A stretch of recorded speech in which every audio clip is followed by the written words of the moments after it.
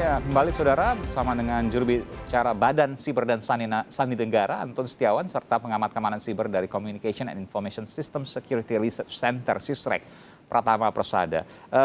Mas Anton, kalau saya tanyakan, Nick, lalu kemudian data COVID tadi, ada juga paspor, 1,2 juta angka yang luar biasa. Apa yang bisa dilakukan? Ini bahaya sekali.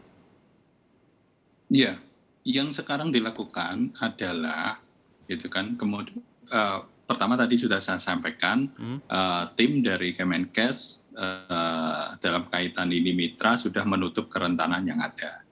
Terus kemudian bagaimana dengan data yang ada di e-hack sekarang, walaupun kita sudah bertransisi ke e-hack yang baru, data tersebut tetap kita berikan rekomendasi kepada Kemenkes untuk dilakukan pengelolaan yang baik. Rekomendasinya kita berikan waktu itu tanggal 26 kalau tidak salah gitu. Jadi supaya di samping kita juga sudah melakukan transisi ya dengan mengintegrasikan supaya proses monitoring dan pengendalian terhadap platform atau aplikasi untuk pengendalian pandemi itu bisa menjadi satu, tidak terpecah-pecah, tetapi yang ada yang lama juga tetap kita harus bertanggung jawab. Ini kan bagian dari amanah tadi yang disebutkan Mas Pratama, amanah dari warga negara kepada pemerintah untuk melindungi datanya gitu ya. Jadi menjadi kewajiban kita dan itu ada amanat dalam Undang-Undang ITE dan PPPSTE bahwa setiap penyelenggara sistem elektronik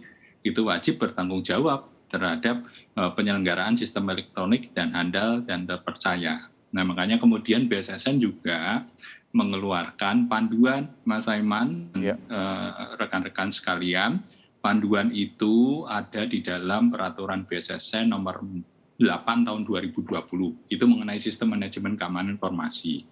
Terus kemudian disusul lagi baru saja, karena terkait dengan dinamika yang terjadi, kita juga mengeluarkan juga peraturan BSSN nomor 4 tahun 2021 terkait dengan sistem manajemen keamanan informasi untuk SPBE. Tapi memang panduan ini namanya panduan ya, dia akan berguna kalau diikuti. Gitu ya. Ini kerja keras BSSN untuk bisa semua kementerian gitu, walaupun kita ini sebenarnya lahirnya yang paling bungsu ya di antara kementerian yang lain, tetapi kita minta kepada semua kementerian gitu, semua institusi untuk mengikuti panduan tersebut. Karena kalau artinya ada yang belum ikut panduan nih.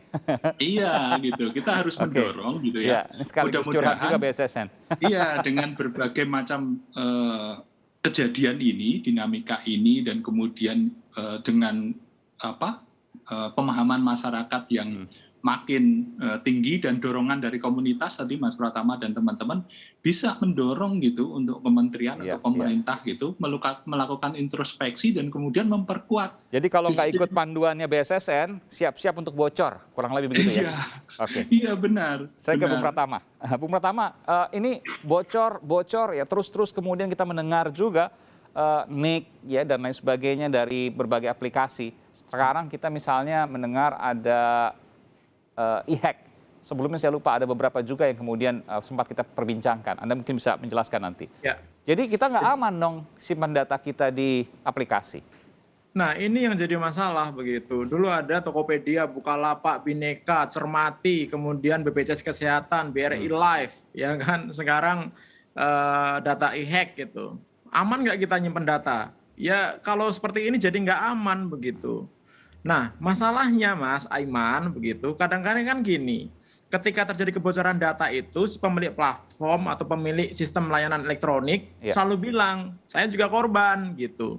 Kita juga menjadi korban peretasan, kita menjadi korban upaya peretasan gitu. Padahal kan ketika data itu sudah bocor di platformnya mereka gitu, baik di pemerintah ataupun di swasta, data itu kan nggak bisa diapa-apain lagi gitu. Nggak ada yang bisa mereka lakukan, apalagi ketika ngelesnya bilang bahwa ini data lama. Waduh, saya sedih tuh kalau ada yang ngomong kayak gitu tuh gitu. Data itu data masyarakat, lengkap isinya loh gitu. Dan kalau itu dimanfaatkan oleh orang yang otaknya agak kriminal sedikit, itu bisa digunakan untuk merugikan masyarakat kita. Mulai dari paling singkat aja.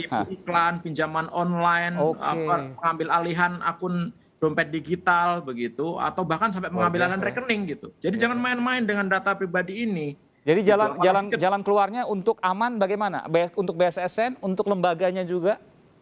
Begini, kalau untuk aman, masyarakat sudah dihimbau lah dari Kominfo, BSSN, kita harus mengamankan diri sendiri, bikin password yang aman, tidak menggunakan Oke. wifi sembarangan, kemudian tidak menggunakan wifi gratisan sembarangan, tidak ngeklik link sembarangan dan lain-lain begitu. Itu bisa kita lakukan lah, menggunakan two factor authentication, pasang antivirus bisa kita lakukan. Langkah selanjutnya? Tetapi ketika kebocoran dari platform, nggak ada yang bisa dilakukan masyarakat loh, gitu. Masyarakat cuma bisa jadi korban ini. Jadi gitu. nggak ada Oleh karena lain itu- jalannya adalah oleh ikuti karena itu arahan jalan dari terbaik BSSN. adalah pemerintah harus mulai lihat sistemnya benar gitu, cek Oke. benar sistemnya, aman apa enggak, kuat apa enggak gitu. Ada Oke. BSSN, manfaatkan BSSN gitu. Dan harus BSSN di-exercise dimanfaatkan terus. untuk Coba OS. di-hack oleh internal supaya tahu ada kelemahan di mana.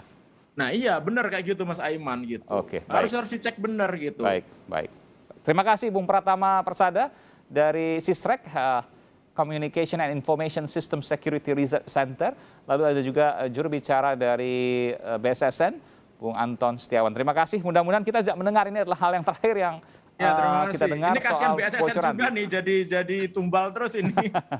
Mudah-mudahan panduannya segera dijalankan oleh lembaga, Pak Anton ya. Siap. Oke, baik. Iya. Kami bantu juga Terima untuk kasih. sosialisasi. Ya, terima kasih. Terima kasih Pak Anton, terima kasih Bung Pratama, sehat selalu.